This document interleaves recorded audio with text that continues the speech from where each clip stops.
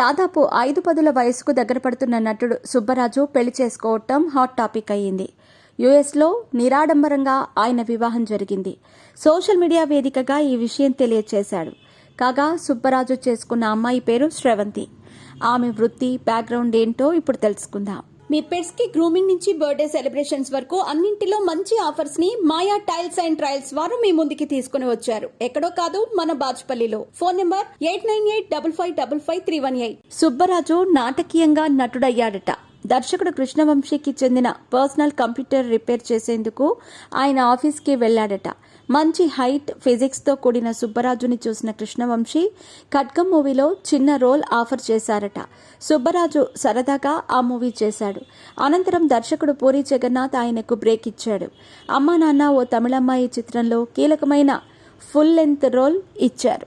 Negative షేడ్స్తో కూడిన ఈ పాత్రను చేసి సుబ్బరాజు మెప్పించాడు. దాంతో ఇండస్ట్రీలో విలన్గా సెటిల్ అయ్యాడు. ఆర్య, పోకిరి, దేశముదురు, అతిథి చిత్రాలతో సుబ్బరాజు మరింత పాపులర్ అయ్యాడు.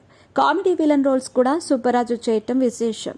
సుబ్బరాజు పలు ఇంటర్వ్యూల్లో పెళ్లిపై స్పందించారు. పెళ్లి జీవితంలో తప్పనిసరి కాదు, వివాహం చేసుకోకపోయినా వచ్చిన నష్టం లేదు, నాకు పెద్దగా ఆసక్తి లేదన్నట్టు మాట్లాడారు. కట్ చేస్తే 47 ఏళ్ల వయసులో సుబ్బరాజు వివాహం చేసుకున్నారు.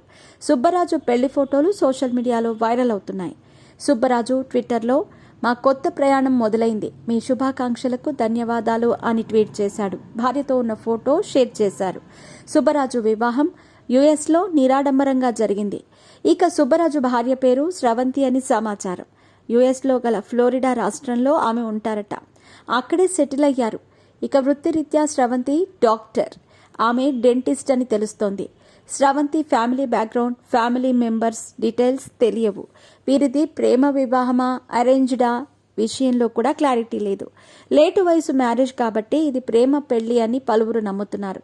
అందుకే నిరాడంబరంగా వివాహం జరిగిందని అంటున్నారు. ఇక సుబ్బరాజ్ కెరీర్ పరిశీలిస్తే కనుక ఇటీవల జితేందర్ రెడ్డి చిత్రంలో సుబ్బరాజు కనిపించాడు. తెలుగుతో పాటు ఇతర భాషల్లో కూడా ఆయనకు డిమాండ్ ఉంది.